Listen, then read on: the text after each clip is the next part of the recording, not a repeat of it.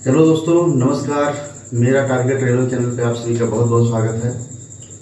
देखिए, इस वीडियो में हम लोग बात करेंगे कि किस तरीके से आरआरबी एनटीपीसी जो 2024 में वैकेंसी आई हुई है, इसकी तैयारी कैसे की जाए। अभी बहुत सारे देखिए, क्योंकि दो टाइप का पोस्ट आया है, एक ग्रेजुएट लेवल का है, एक अंडर ग्रेजुएट लेवल का है। तो दो टाइप का पोस्ट है। अब ग्रेजुएट लेवल का जो है उसमें तो बहुत सारे लोग ऐसे होंगे जो पहले से तैयारी कर रहे होंगे, एक दो बार पेपर दिए भी होंगे रेलवे का, है ना। अभी क्या है, जो अंडर ग्रेजुएट लेवल है, यानी जिसमें 12th मांगा है, इसमें बहुत सारे बच्चे ऐसे होंगे जो भी पहली बार तैयारी कर रहे हैं रेलवे का, फर्स्ट टाइम जो है फॉर्म डाले हैं। उनके लिए या जो पहले से भी अप्लाई कर चुके हैं उनके लिए भी ये वीडियो खास है। देखिए, इस वीडियो में हम लोग जानेंगे कि किस तरीके से तैयारी स्टार्ट की जाए। तो देखिए, सबसे अच्छा जो तरीका मैं आपको बताने वाला हूँ वो है प्रीवियस ईयर पेपर। देखिए, इस टाइप का बुक आता है और लगभग देखिए इसमें 1 से लेकर 60 तक, यानी 60 प्रीवियस ईयर पेपर दिए हुए हैं इसमें। ये किरण पब्लिकेशन का है, और भी बहुत सारे पब्लिकेशन के बुक आते हैं, आप कोई भी ले लीजिए, कोई दिक्कत नहीं है, लेकिन प्रीवियस ईयर पेपर लीजिएगा। यानी जो 19 में वैकेंसी आई थी या 16 में वैकेंसी आई थी, 2016 में भी आया था ना एनटीपीसी का, और 2019 में भी आया था, तो उसका संकलन आपके पास होना चाहिए, प्रीवियस ईयर पेपर होना चाहिए। आप क्या कीजिए, डेली एक प्रीवियस ईयर पेपर लगाइए, उससे ये आपको पता चल जाएगा कि एक्चुअली रेलवे क्वेश्चंस कहाँ से पूछ रहा है ना। और सबसे अच्छा तरीका यही है, आप बाकी तैयारी करते रहिए, कोई दिक्कत नहीं है, लेकिन आपको 80+ ये प्रीवियस ईयर पेपर दिला देंगे, ये गारंटी है मेरा। लेकिन आपको करना क्या है, डेली एक पेपर हल करना है और उसका एक्सप्लेनेशन भी देखना है साथ में। जो क्वेश्चन नहीं आ रहे हैं उसको अलग से आप जो है यूट्यूब पे बहुत सारे वीडियो पड़े हैं, उसको भी देख सकते हैं। यानी आप उसको सर्कल कर लीजिएगा। जो क्वेश्चन जैसे आप हल किए, 100 क्वेश्चन पूछता है प्री में, CBT 1 में 100 क्वेश्चन पूछता है, आप उसको हल कीजिए। आप सपोज कीजिए 50 नंबर ला रहे हैं, तब भी कोई दिक्कत नहीं है। स्टार्टिंग में अगर जो 100 में से अगर जो 50 नंबर भी आ रहे हैं तो उसमें कोई दिक्कत वाली बात नहीं है। आप क्या कीजिए, जैसे 50 क्वेश्चन आपसे हल हो गए, वो तो अच्छी बात है, जो नहीं हल हुए हैं उसको आप सर्कल कर लीजिए। और उसके बाद पेपर जैसे टाइमर लगा के कीजिएगा, है ना। 1.5 घंटे का एग्जाम होता है, 90 मिनट टाइम मिलता है ना सब क्वेश्चन हल करने के लिए। तो आप क्या कीजिएगा, टाइमर लगा के हल कीजिएगा। 1.5 घंटे के अंदर जितना हो पा रहा है बस उतना ही, उसी पर रुक जाइएगा। उसके बाद आप उसको देखिएगा कि कौन कौन से क्वेश्चन नहीं हल हो पाए मेरे से, तो उसका एक्सप्लेनेशन देखिए और उससे संबंधित वीडियोस देख लीजिए। बहुत सारे चैनल हैं जो PYQ करा रहे हैं, प्रीवियस ईयर पेपर जो है हल करा रहे हैं, वहां से भी आप देख सकते हैं। और एक बात ये ध्यान दीजिएगा कि जैसे मान लीजिए आप सॉल्व कर रहे हैं पेपर, कोई क्वेश्चन सॉल्व नहीं हो पा रहा है आपसे, क्योंकि वो किसी न किसी चैप्टर से संबंधित होगा। सपोज कीजिए परसेंटेज का नहीं हो पा रहा है, तो आप परसेंटेज से संबंधित वीडियोज देख लीजिए। उसका मतलब आपको टेक्निक पता चल जाएगा किस तरीके से क्वेश्चन सॉल्व होगा, है ना। क्योंकि अभी देखिए होता क्या है, जब पहली बार कोई फॉर्म डालता है तो उसे यही नहीं पता लग पाता है कि हम तैयारी चालू कहाँ से करें। अभी बहुत सारे बच्चे मेरे से पूछ रहे थे कि सर स्टार्टिंग कहाँ से करें, हमको तो लग रहा है कि मतलब क्या पढ़ें क्या ना पढ़ें, पहाड़ जैसा दिख रहा है। तो पहाड़ जैसा अभी दिख रहा है, लेकिन मैं जो तरीका आपको बता रहा हूँ उससे प्रॉब्लम 100% सॉल्व हो जाएगा। आप प्रीवियस ईयर पेपर लगाइए, वहां से आपको एक एनालिसिस मिल जाएगा, एक आइडिया लग जाएगा कि क्वेश्चन कहाँ से रेलवे फॉर्म कर रहा है, कहाँ से क्वेश्चन बना रहा है। जहां से क्वेश्चन बन रहा है, सपोज कीजिए आप GS, तो GS में देखिए कुछ ट्रेंडिंग टॉपिक्स होते हैं, है ना, उसको पहले आप कवर कर लीजिए। जैसे नृत्य से क्वेश्चन पूछता है ना, नृत्य से पूछ लेता है। इम्पॉर्टेंट जो डेज हैं, जो तिथियां हैं, उनसे संबंधित क्वेश्चन पूछ लेता है। तो कुछ ऐसे सिलेक्टेड टॉपिक है जहां से रेलवे क्वेश्चन पूछता है, 1 से लेकर 2 क्वेश्चन पूछ लेता है। तो आप इन टॉपिकों को पहले से हल कर लीजिए।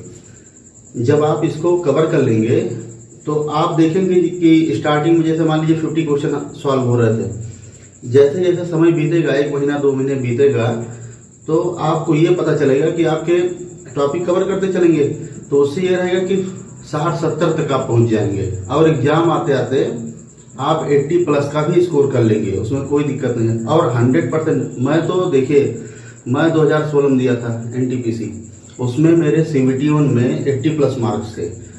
मैं सीधी सी बात आपको बता रहा हूँ, मैं प्रीवियस ईयर पेपर पूरा सॉल्व करके गया था। रेलवे इसके पहले जो भी एग्जाम कराया था उसका प्रीवियस ईयर पेपर मैं सॉल्व करके गया था।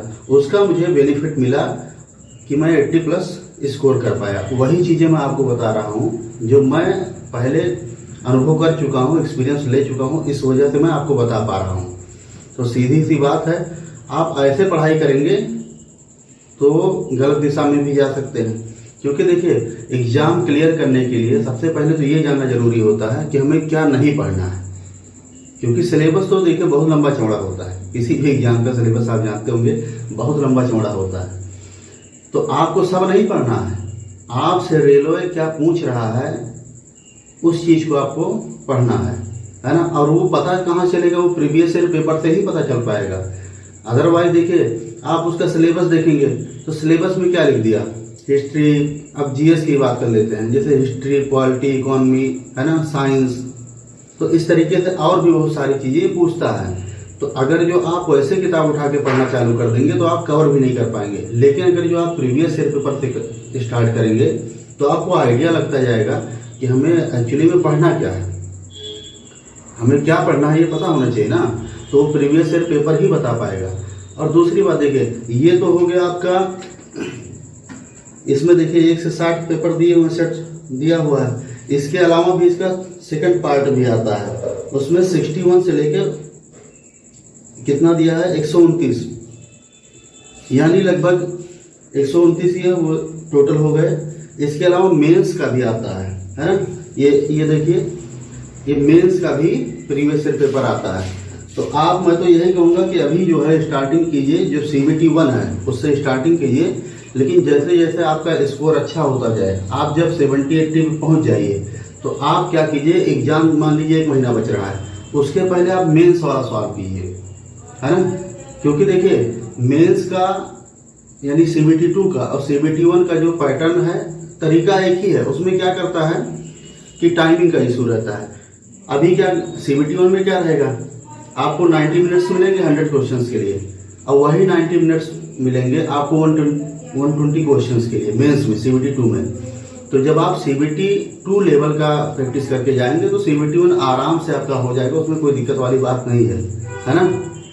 तो अब मेरा तो यही कहना रहेगा, आप प्रीवियस ईयर पेपर ले लीजिए।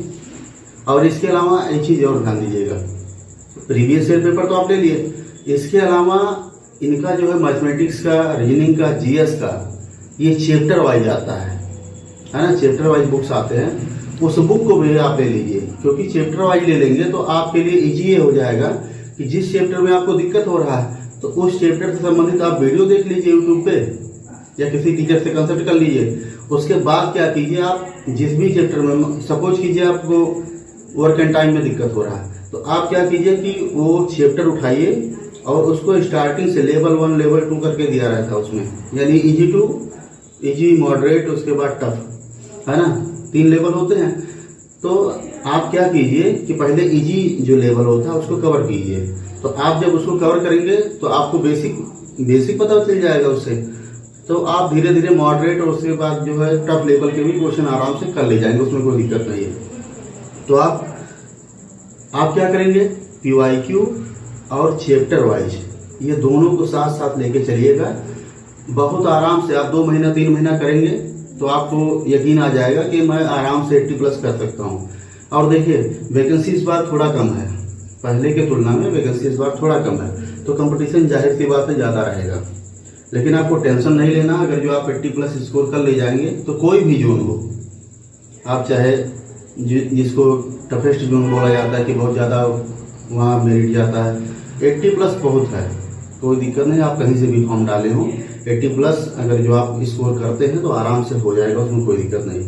तो ये रणनीति बना के जब आप काम करेंगे, क्योंकि देखिए भटकाव बहुत होता है, सही बात बताने वाले बहुत कम लोग हैं, इसलिए आदमी समझ नहीं पाता कि तैयारी कहाँ से स्टार्ट करे। तो मैं आपको बस बहुत आप क्या कहेंगे उसको, ऐसा स्ट्रेटजी मैं आपको बता रहा हूँ कि आपको बड़े आराम से आपके मुकाम पे पहुंचा देगा ये। तो चलिए इस वीडियो में इतना ही। बहुत बहुत धन्यवाद ये वीडियो देखने के लिए। अगर जो आप चाहते हैं, मेरा मदद लेना चाह रहे हैं, तो आप कमेंट करके ज़रूर बताइएगा। मैं भी आपके लिए वीडियोस बना के डाल दूंगा। क्योंकि देखिए होता क्या है, सपोज कीजिए मैथमेटिक्स में आपको प्रॉब्लम हो रहा है, तो मैथमेटिक्स में देखिए सबसे पहली बात तो ये है, आपको टेबल आना चाहिए। पहाड़े जो होता है पहाड़ा, वो 20 तक आना चाहिए। स्क्वायर आपको 30 तक आना चाहिए। क्यूब जो है ये आपको कम से कम 10-15 तक तो तैयार होना चाहिए। तो ये कुछ बेसिक चीजें हैं जो आपका बहुत मदद करेंगी। आपको लगता, अब सपोज कीजिए रीजनिंग की बात, तो रीजनिंग में क्या है, रीजनिंग में आपको अपोजिट लेटर आना चाहिए, लेटर पोजीशन पता होना चाहिए। तो बहुत सारे क्वेश्चन आराम से हल हो जाएंगे। नहीं पता रहता तो दिक्कत होता है। तो आप कमेंट करके बताइएगा, मैं बहुत सारे वीडियोज आपके लिए प्रोवाइड कर दूंगा, जिससे और इजी हो जाएगा आपके लिए तैयारी करना, है ना। तो चलिए आप कमेंट करके बताइएगा। अगर जो है चाहिए मेरा, तो मैं बिल्कुल करूँगा, कोई दिक्कत नहीं है। तो चलिए इस वीडियो में इतना ही। बहुत बहुत धन्यवाद ये वीडियो देखने के लिए। और चैनल से जुड़ जाइए, सब्सक्राइब कर लीजिए, क्योंकि वीडियो ना तो देखने को पैसा लगता है, ना तो चैनल से जुड़ने को पैसा लगता है। ठीक है, तो टोटली फ्री, आप लोग जान ही रहे हैं। तो इस चैनल को आप सब्सक्राइब कर लीजिए। मेरा टारगेट रेलवे है ना। चलिए बहुत बहुत धन्यवाद। Thanks a lot.